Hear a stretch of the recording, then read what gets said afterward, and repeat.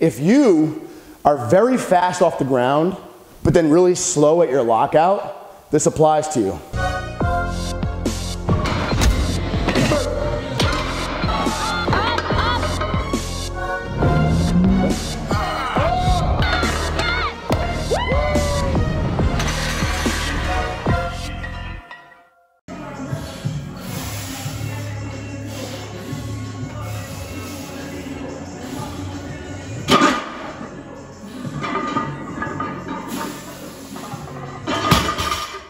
So we had a whole crew working in on this platform, but then this platform just opened up.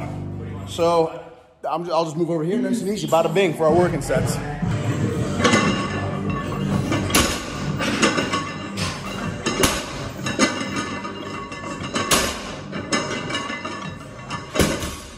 So I don't do any coaching because coaching is a full-time responsibility. And you know me from my competitions, like when I commit to something, I commit full-time. So if I'm coaching you, you're my child. I'm taking care of you full-time. I'm not slacking or cutting corners on you. I want to see you make gains. And I respect how much of a responsibility that is. So I've never wanted to combine something that I enjoy like strength training with a full-time obligation like that in case I ended up hating it. But I am playing with the idea of maybe taking on just like a few, maybe like 5 clients on just strength programming specifically. But I'm not sure. I'm not sure if I'm gonna do that. I'm playing with the idea. I say this because I've recently enjoyed helping people so much. It has been the most fun I've had in ages helping people with strength training specifically. This week alone, I had so many people tagging me, hitting PRs with my program on Instagram, which is amazing to see. But then in the gym, what I do is I'll help out people I'm tight with, like people I know personally in my gym. I'll help them out for free, just for fun, because I really enjoy it. So like the first example is codenamed Tiny, who 9 weeks ago was max benching 275 pounds with no real training or programming under him at all. He's a bigger dude, he's 6 feet plus, really, really long arms, huge ape index, used a very close grip with a very flat back. So everything was working against him as far as his technique went. But he came to me and he can only get to the gym a couple of days a week. He's not aspiring to be a powerlifter, he just does it to stay in shape. But he really wanted to hit a 315 bench. That was a big goal he had.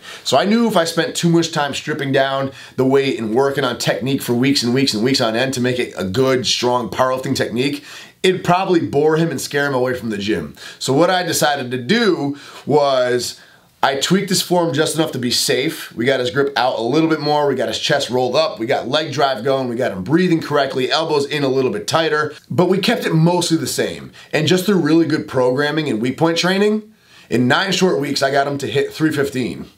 Big air, smoke it.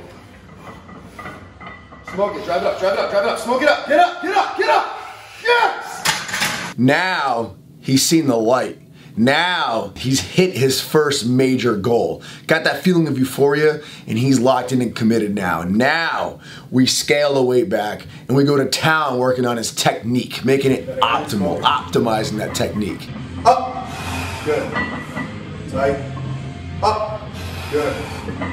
Now, because he's hit the big 315 goal of his and he's excited and he's confident, we could spend 8 weeks just working with boring weight and doing nothing but technicals, and I know he'll stay committed and excited to continue. 1 Mississippi, 2 Mississippi, 3 Mississippi. Up, good, let's go.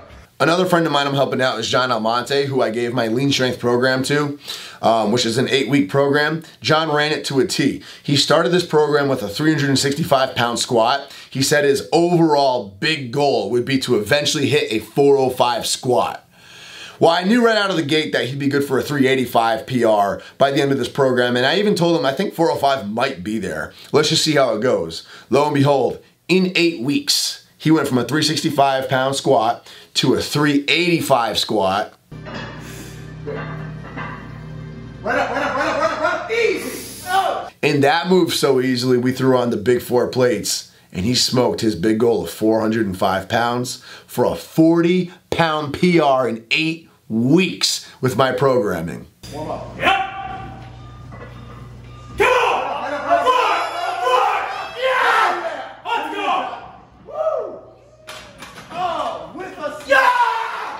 Woo! So the only snag we ran into was on deadlift. So he went for a 455 deadlift, which is a 15-pound PR, and his strength was there. He was ready for it strength-wise. Watch, it explodes off the floor with ease. and then just gets stuck on his knees. But it's light enough to where he even stays fighting it for a second or two at his knees. Watch that again. His strength is there. That should have been locked out. Boom, easy. It was going up, and he stayed fighting it too. Like, he had that all day long strength-wise. So what this shows us is that this is not a matter of strength. This is a matter of positioning. His positioning is not letting him lock that lift out, which is a problem I'd rather have. I'd rather have it be a technical positioning thing, because that's easy to fix, than a strength thing, because strength takes time. But look, right out of the gate, he's too close to the bar. His feet are too far forward underneath the bar. His shins are too close to the bar from the very start. His shins are almost perpendicular. They're almost straight up and down right here, which is not good. And because of this, now his hips are forced to sit way back behind him. His hips are so far away from the bar, so far back behind him now, that he no longer has hip hinge. So now, to get his chest and his shoulders over the bar, with his hips that far out behind him, he has no choice but to round his lower back. The other issue with this positioning of starting too close to the bar is he has all the weight on his heels now, which is not good. You want the weight on the center of your feet. Watch his body here. Ready? Watch his body and his hips. They go back. See that? They just sat backwards, like literally like he's about to fall back onto his butt. He's trying to pull all the weight backwards. And in doing so, he's trying to pull the bar back into his hips instead of having the hips come forward towards the bar. So he's trying to pull that bar back instead of just straight up and down like he should. The strength's there. The strength is there all day. But because of his position, because he's trying to sit straight back with it, his knees are literally hooking the bar and stopping the bar from passing. And he has no hip hinge right now either, because his back is totally rounded. So if you look at another single he did earlier this week, this is about 420, so heavy, but not max weight yet. Rounded lower back, shins are way too close to the bar, and look what happens. He goes up with it, right? And it goes over his knees as soon as it makes it past his knees, instantly. And you can see like that little, like, it's almost like release right there. It gets past his knees and boom, some release. So you can see the knees wanted to stop that bar again. But he managed to get away with it because he had enough speed and momentum, not being max weight. But as soon as he gets past it, look how far back his hips are. His hips are back behind his heels, right? They should be forward. They should be coming forward towards that bar already. So because of that, he ends up pulling the bar backwards. Look, he's pulling the bar back into his hips. This is a single with 135. 135 is not a great example because 135 is light enough to where you can make it look pretty no matter what. But watch, this is 135 with his normal technique. And I'll go through it in slow-mo with you. Ready? So again, shins way too close to the bar, straight up and down.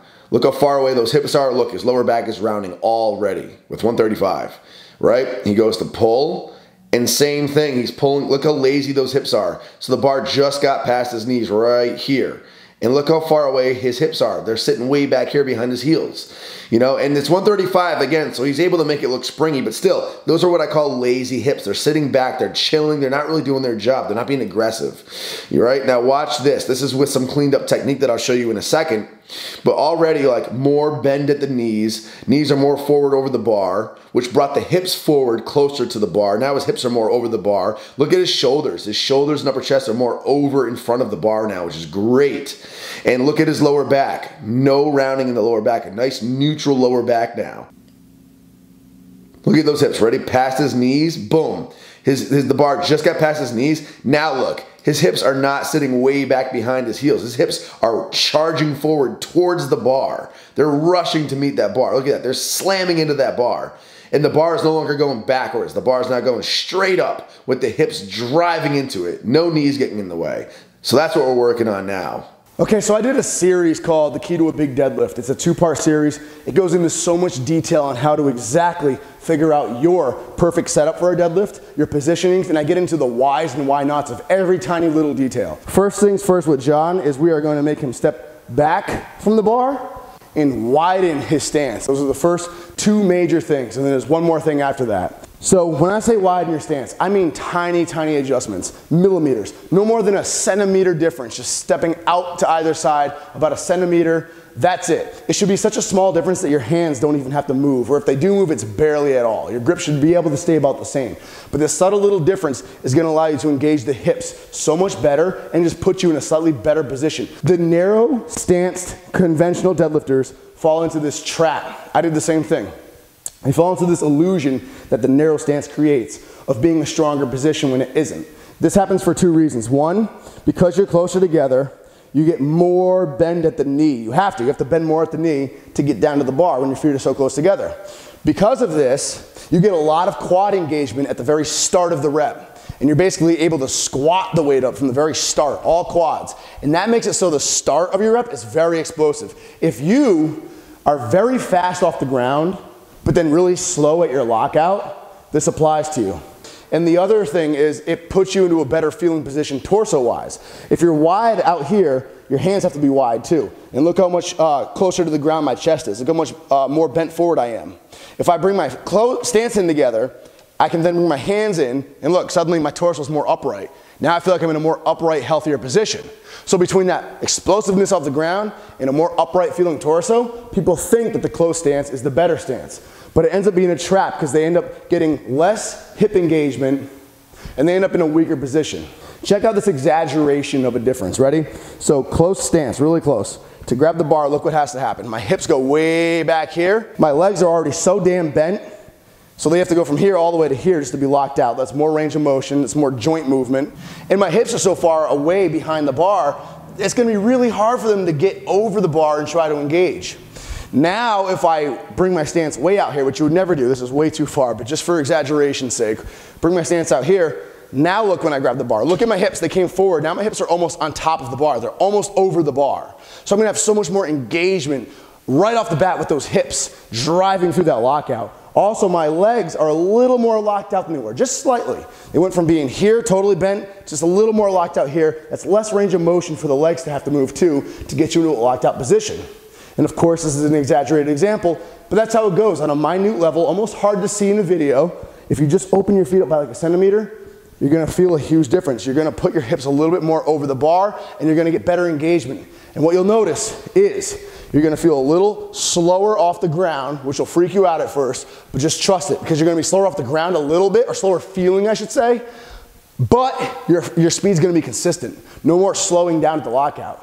However fast it leaves the ground is how fast it's gonna lock out, and that's a beautiful feeling because that is how you finish reps. If you can't get that lockout to be fast, that's where you're gonna fail a deadlift every single time. You might even notice, I've noticed that after making this change, you're nice and clean off the ground, and then you're extra springy at the lockout, which is a really beautiful thing.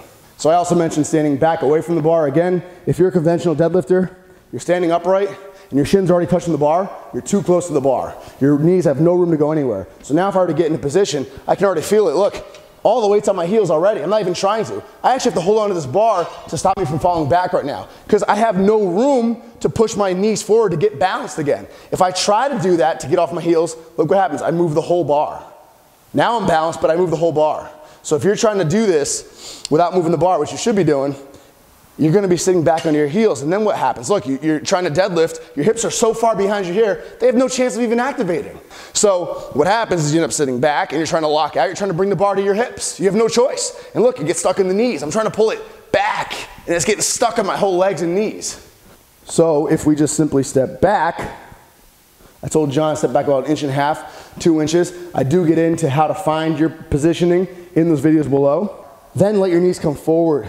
Boom, as soon as you feel your shins touch the bar, then reach down and grab the bar. Now your hips are more over the bar. Now your shoulders are more in front of the bar. Now you're in a good balanced position where you're using the front and the back, quad drive and posterior chain. Now when you go to drive, I'm balanced. I'm not falling this way or that way. I'm very centered. I could leap up into the ceiling right now. Now when I go to lift, boom, my hips go to the bar goes straight up, simple. The very last tip I gave John too, and this is a tricky one, and you gotta be careful with this one, and only do it with light weight. This is just to mentally reprogram his habits. Is right now, temporarily with light weight, I'm having him deadlift on the balls of his feet, which is wrong. You don't wanna deadlift on the balls of your feet. But just because being on his heels is such an implanted habit for him now, I want him to get out of that mentally. So he's on the balls of his feet when he deadlifts, and I told him, when he's deadlifting, I want him to picture leaping forward. What happens when you leap forward? Look, if I were to stand right here and just leap forward, where do my hips go? They immediately go forward over the bar. Watch how fast my hips pass over that bar if I'm about to jump forward. And look, I'm already on the balls of my feet. So if you're about to leap forward, look, hips go forward on the balls of your feet. Now that's not the way you want to deadlift from the balls of your feet, but for him, Right now we want to drill that habit of getting off his heels. And what will end up happening is once we start adding some real weight, he's not going to be able to stay on the balls of his feet. It's impossible. He's going to end up falling back onto the heels more, but because he's trying to be in the balls of his feet, he'll end up falling back on his center feet. Balls on my feet, I'm jumping forward with the bar. Ready? Look at that, big difference. So 3 big changes. Stay tuned, I'll keep you guys updated. I think once this technical stuff clicks, it's gonna open the floodgates to a 500-pound deadlift really fast because his strength is there. It's chomping at the bit to be let out. We just need to let it out.